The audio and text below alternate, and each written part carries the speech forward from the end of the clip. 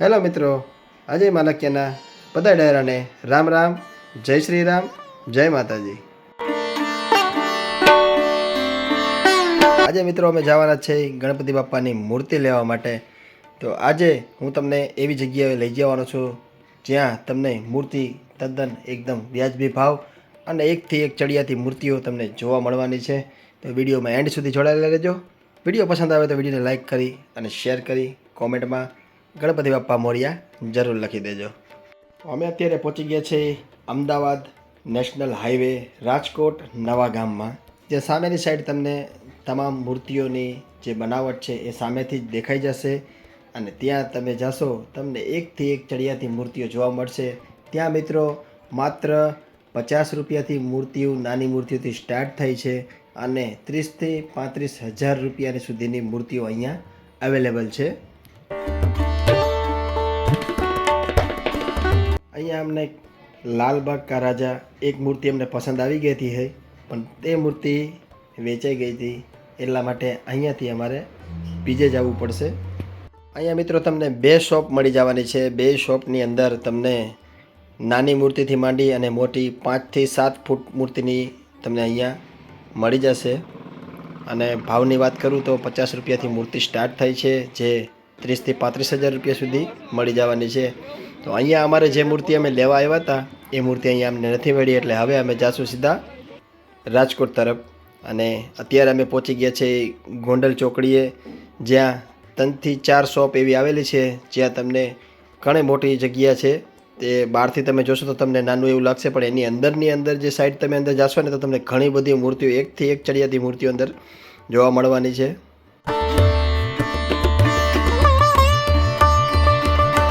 મૂર્તિઓની જો વાત કરીએ તો અહીંયા મુંબઈમાં જે તમામ મોટી મોટી સાઇઝની મૂર્તિઓ જે બનાવવામાં આવે છે એ મૂર્તિઓ તમને અહીંયા નાની સાઇઝમાં પણ મળી જશે.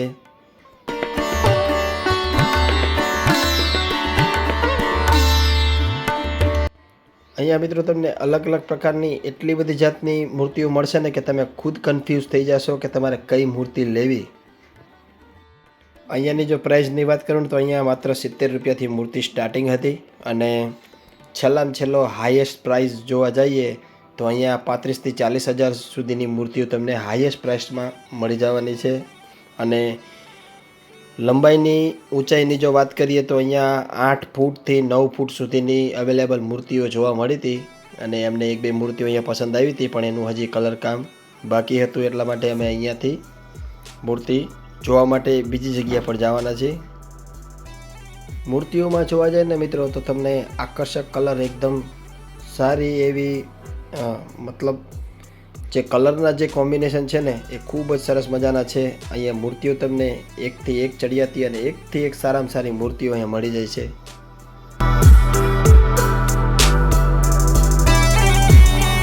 મિત્રો ગણેશ ચતુર્થી નજીક આવી રહી છે ને, તો અહીંયા રસ્તા ઉપર તમે જોશો ને તો મિત્રો ગણપતિ બાપ્પાની મૂર્તિઓની ખરીદવા માટે લોકોમાં એટલો બધો આનંદ જોવા મળે છે ને કે એની વાત જ ના પૂછો.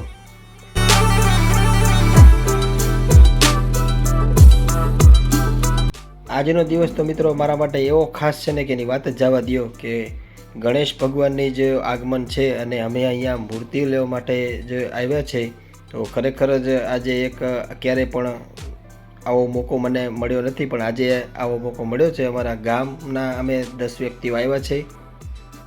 તો તમે લોકોએ જો મૂર્તિની ખરીદી ન કરી હોય ને તો તમે પહોંચી જજો ગોંડલ ચોકડી અને રાજકોટ નવા ગામમાં. તમને તમામ પ્રકારની મૂર્તિઓ અહીંયા જોવા મળશે.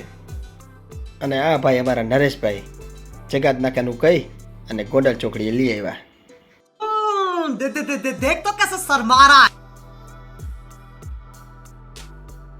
બીજી એક ખાસ વાત કહી દઉં ને મિત્રો, તો અહીંયા મૂર્તિ જે બનાવનાર વ્યક્તિ છે, જેટલા બી કલાકારો છે અહીંયાના જે મૂર્તિઓને બનાવે છે અને એમનું કલરકામ કરે છે અને મૂર્તિને વેચે છે, તે લોકો 1 મણ જ્યારે તમે મૂર્તિ લેવા આવો ને ત્યારે તમે 1 મણ તમારી પાસેથી ઘઉં લે છે.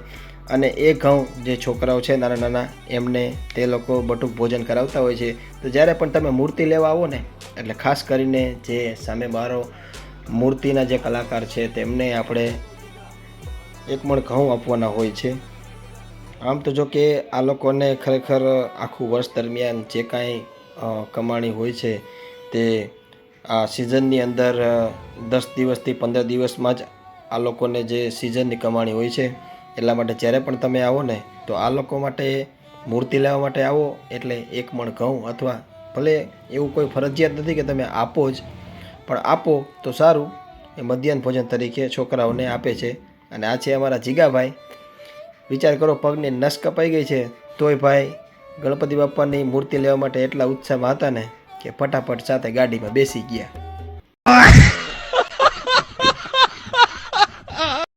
ત્યાંથી અમે બીજી જગ્યાએ આવ્યા, પણ અહીંયા પણ મૂર્તિનું જે છે કલર કામ ચાલુ હતું, એટલે અહીંયા પણ અમને મૂર્તિ તૈયાર ન મળી.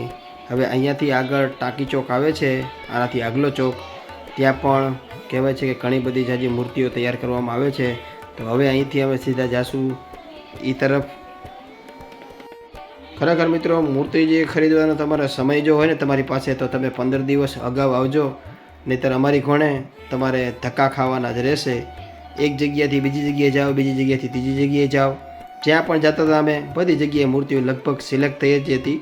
અને અત્યારે અમે ટાંકી ચોક પાસે પહોંચી ગયા છીએ. અહીંયા પણ અમને ખૂબ જ સારી એવી મૂર્તિઓ જોવા મળી છે. અને અહીંયાથી જે મૂર્તિ તમે જે જોવો છો સામેની, તે કૃષ્ણ ભગવાનના અવતાર જેવી મૂર્તિ તૈયાર કરવામાં આવેલી છે.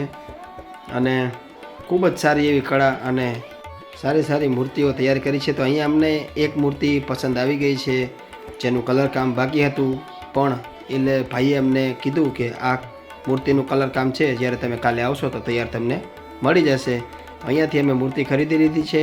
નાની મૂર્તિ અને મોટી મૂર્તિ બંને તૈયાર થઈ ગઈ છે. તો હવે આ લોકોને આપણે એડવાન્સમાં પૈસા અહીંયા દેવાના હોય છે.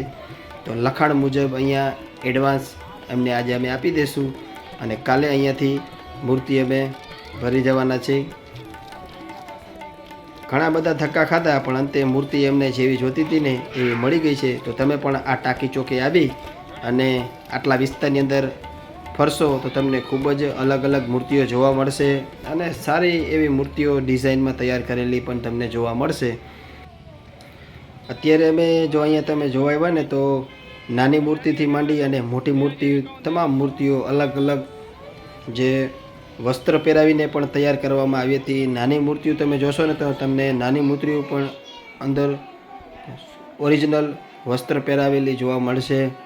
અને આ મૂર્તિ જે છે એ અમને ખૂબ જ અત્યારે નાની મૂર્તિમાં બધી કરતાં સારામાં સારી લાગી છે. તો મિત્રો, આ જગ્યા ઉપર તમે ખરેખર ગણપતિ બાપાની મૂર્તિની ખરીદી કરવા માટે આવશો તો તમને એકદમ રિઝનેબલ પ્રાઇસમાં અહીંયા મળી જવાની છે. તો મિત્રો, આશા કરું છું કે તમને આ વિડીયો પસંદ આવ્યો હશે. વિડીયોને લાઇક શેર કરી અને કોમેન્ટમાં ગણપતિ બાપા મોર્યા જરૂર લખજો. રામ રામ, જય શ્રી રામ.